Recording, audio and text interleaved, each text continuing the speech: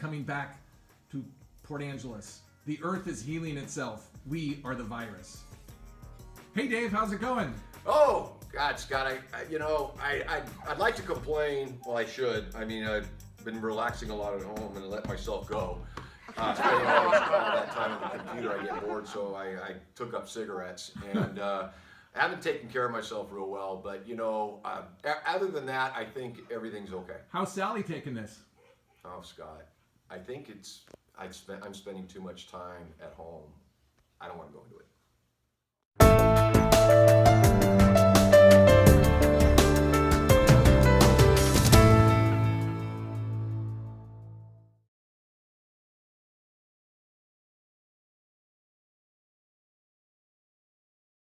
Well, kids, I'm going to talk to you about your next phase of the research paper.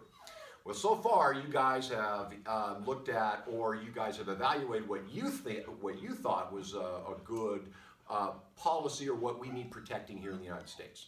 Okay. Then you compared Obama's and Trump's foreign policy, and you picked out how each one was different and how each one was the same.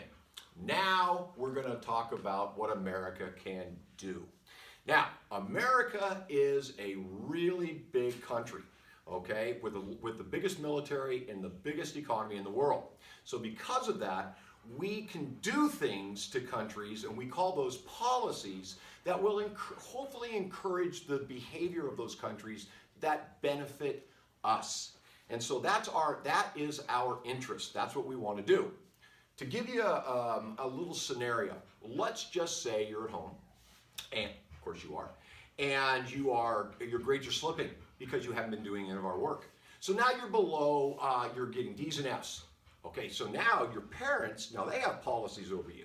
They control your food, they control your cell phone use, they control where you go, okay, and they have policies to guide you on your behavior.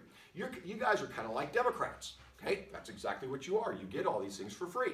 Now, but it's not free because you have to behave a certain way. Well, your behavior isn't any good. Your parents are worried. They're thinking, little Johnny's going to be with us for the rest of our lives. Or they're going to say, they're not going to get the scholarship, or they won't get into college. We need to get little Johnny or little Susie's grades up. So here's what we're going to do. Okay? One thing they could do is they could trade with you. They could say, well, we're going to take you to Disneyland if you get your grades up. Coronavirus killed that. Disneyland's closed.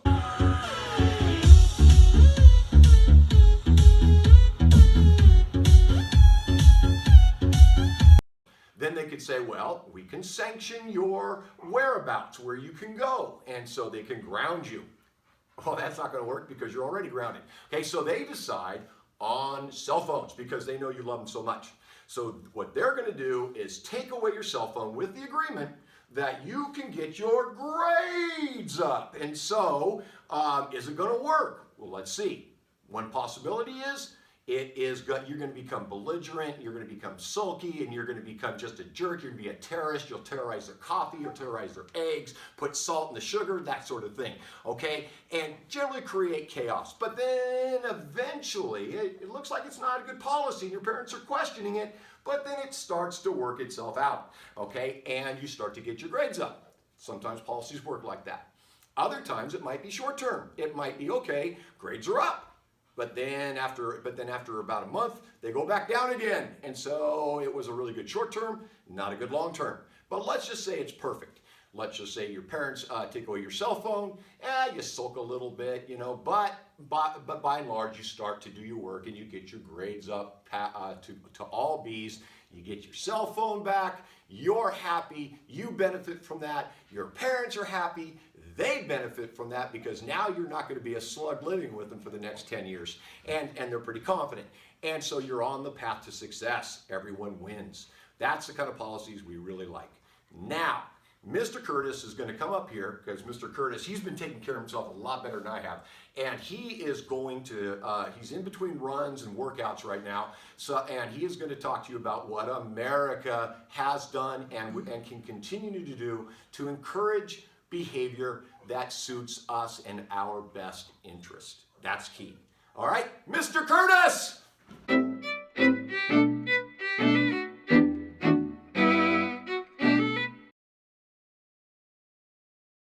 Okay, hello out there. Thank you for having me, Mr. Uranic, and you're looking good these days, looking sharp. Keep that smoking up. That'll be good for you.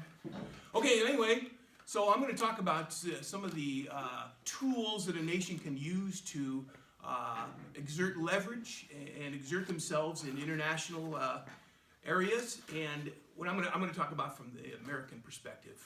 And what I'm going to give you is a list of items that can be used by nations, not just the United States, but all nations, to further themselves, further their interests in the international arena.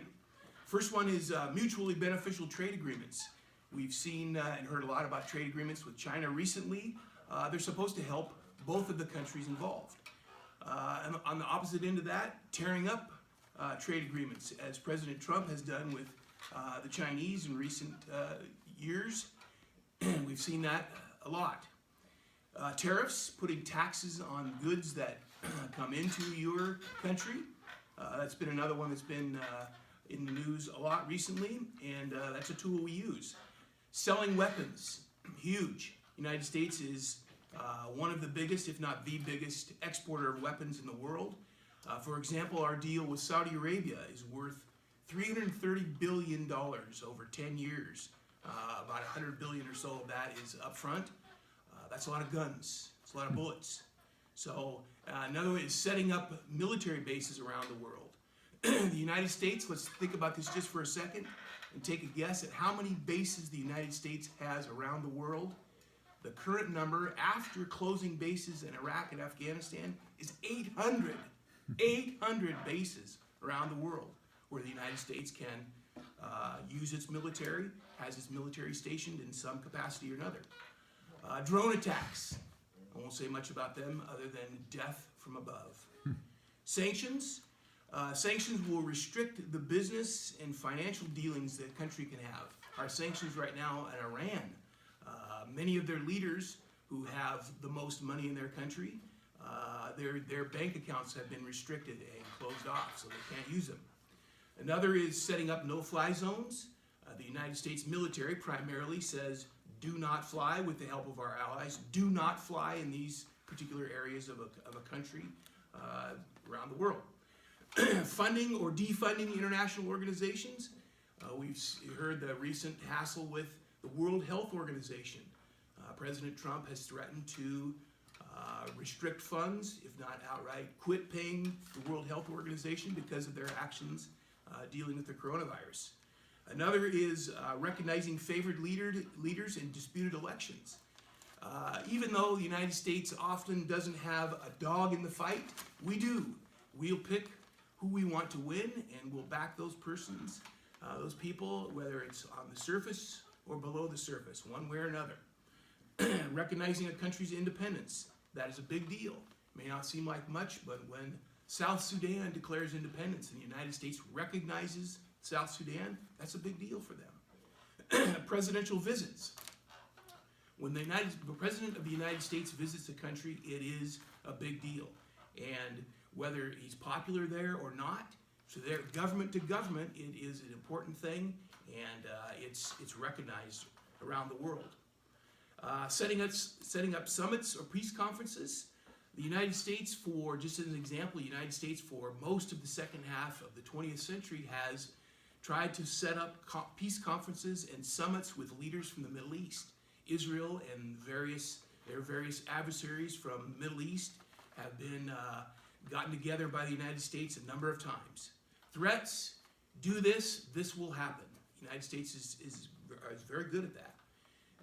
Using or announcing the use of super weapons. What's the latest weapon? Whether it's going back to the 40s and the 50s, the atomic hydrogen bombs, or different kinds of chemical weapons, you name it. And then building walls. How far do I need to go into that? Restrictions of who enters your country or not. And we've seen a lot of this in the news recently with President Trump restricting the flow of citizens from countries that he suspects or our country suspects of sponsoring terrorists. And then war games, training exercises. The United States and our allies work together. Our militaries work together and to train and flex our muscle in military exercises around the world is an important aspect of our foreign policy. And then foreign aid. A lot of people hear about, you talk about foreign aid and complain sometimes about foreign aid. We give too much money to other countries. We usually use it in our country. But foreign aid is a tool we use to gain influence around the world. For example, we give, United States gives Israel about $4 billion in military aid per year, and approximately $8 billion come in loan guarantees. And then the last one, cyber warfare. All you out there on your computers right this minute, try to fight for the United States against the bots and trolls sponsored by our adversaries, because it will help our country in the long run. Thank you.